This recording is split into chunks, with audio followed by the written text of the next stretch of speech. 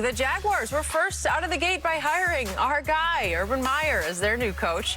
And last night, the Jets named 49ers defensive coordinator Robert Saleh their new head coach, making him the fourth minority head coach currently in the league. So, Shannon, which do you think is the better hire? Well, Urban is the better hire, Skip. He's been a head coach. He's been a very successful head coach. I don't know Urban Meyer, but from what I hear, he's very CEO-like. He delegates the authority, and he makes sure everybody's where they're supposed to be, and it's done how it's supposed to be done. So that's what you have to do. Because I think the thing is sometimes, Skip, when you see these OCs or you see DCs get head jobs, well, he was great as an offensive coordinator. He was great, but only one side of the ball. You're responsible for offense, defense, and special teams. You're responsible for when they travel, when they meet, when they practice, when they do this. So Urban has done that for the better part of his adult life. Yep. So he's equipped. I'm not saying Robert Saleh can't learn these things, and I'm sure, being around Kyle Shanahan and see how he conducts business, but I think Urban, because Urban has been there, done that, he's had success. I believe he's going to a great situation, the #1 pick, almost $100 million in cap space, and he has some quality young players. The only concern is his health. He's left two jobs early and cited health reasons as the reasons why he's leaving. Now, if you think the college was stressful, this thing about to get turned up a whole different level, Skip. Because Urban, when he was at Florida, Skip, 95% of the time, other than against Alabama, he had the most talent on the field. When he's at Ohio State, 98% of the time, other when he's facing Alabama, he had the most talent on the field. Agreed. He going to Jacksonville, probably 25% of the time, he's going to have the best talent on the field. So, if that, to start with. If that, Skip. So those are my only concerns, but I think Urban was the better hire. The just question is, can he sustain it? Okay. Full disclosure, I do know Urban. I like Urban. I believe in Urban as a leader and a CEO and a winner. So I'm obviously going to lean Urban here, even though there's a critical factor. He's only coached in college football. Right. But he has obviously been a head coach in college football and a supremely successful head coach. A master of the quick turnaround, because just to remind everybody, he started out at Bowling Green, and in his first year, they went from 2-9 to 8-3.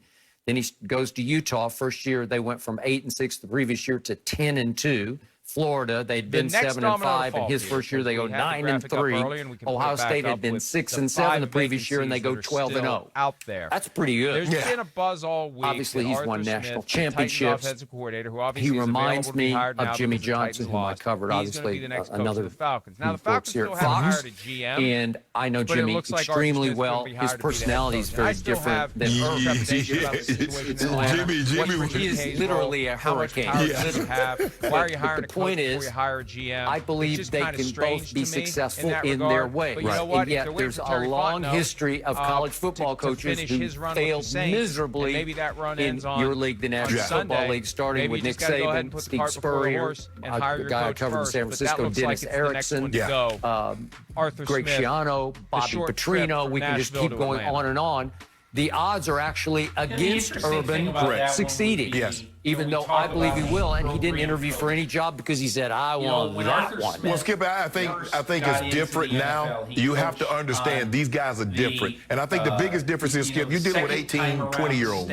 18, 20-year-olds are trying to get to the NFL. These 22 and the 30-year-olds, they're already in the NFL. And they got wives, they got kids, they got mortgages. So you can't talk to them like you talk to a teenage kid. And I think, well, Jimmy did, but after a while, if you establish your ground rules, and if you live by them, and you have the dynamic personality to enforce them, Jimmy enforced it. It was a different time because they're all, for the most, the old school coaches, all of them was like that. Coach Landry, all those guys, all the coaches were like that. Maybe Jimmy came on the tail end of old school. Yes, but now with your social media, Skip, and brand building and the way guys are, they're not going to let you talk to them sideways. So here's always been my pet peeve about your sport, the National Football League. I'm all for hiring coordinators, but you made the point. How do you know? Like Robert Saleh, does he look the part? He looks great. Look at him. He's a stud. He played tight end at Northern Michigan. He looks like an ex-tight end. He could still play tight end. And he's fiery, emotional, wears all of his emotions on his sleeves on the sideline, so he looks and acts the part. Well, how do I know for sure? Because it's so weird when you say, well, you ran one side of the ball, but you didn't make any CEO decision. No. You didn't have to decide, are we going to punt or go for it? The tone of the game, are you going to go this way or that way? You have to make such big picture decisions. You didn't call timeouts. You didn't throw the challenge flag. And yeah, you met, but Kyle Shanahan sent the meeting schedule, and you met with someone else sent your meeting schedule. You're responsible for all that now. The star player had an off-the-field issue. You didn't really have to deal with it. It wasn't your issue. Exactly. Okay, so it's hard. Am I pulling for Robert Saleh? Sure I am. And yet he's going into a tough spot. His spot is way tougher than Urban's got the first pick in the draft, and guess who it is? It's a guy who's a generational talent that we all say is can't miss, right? And Urban Meyer, I've heard Urban talk about this kid in such glowing regards. And people, Trevor Lawrence, and people are like, well, what if he shocked everybody and took Justin Fields? I think that ain't happening. Okay, I don't think it is either. I think he picked it because it's Trevor Lawrence, and they have the round picks, and they have the most cap space in the National Football League. In the state of Florida with no state income tax. And we've talked about it before, and I don't want to dwell on all there's still some talent out there. So it's not empty cover. And he just said, I'm not going to interview anywhere else. I'm going there. And that owner has a reputation, of being maybe overly patient, which he's going to need to be a little bit patient, because I don't think Urban's going to turn it around and go win the Super Bowl this year. That might be a fixer-upper, but it's going to take you a little longer. That's not a flip project that you fix it up in a year and you're ready to sell it. It's going to take you a couple of years to get this thing up and running. I don't know how much of that he's already gotten. Again, could he be the next great head coach? He could be.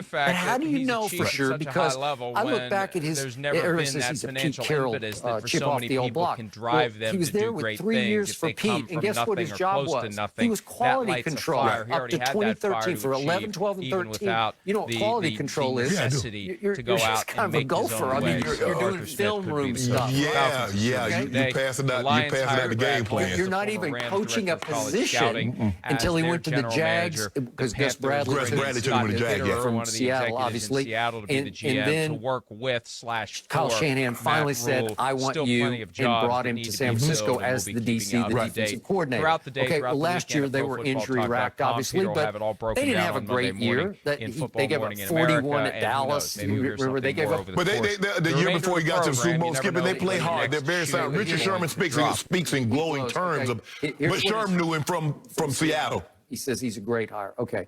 But look at his defenses. They ranked 25th his first year, 28th his second year, 8th in the Super Bowl year, and then back to 17th this year. Injury. I just want to know one thing. Is there anybody going to get a job?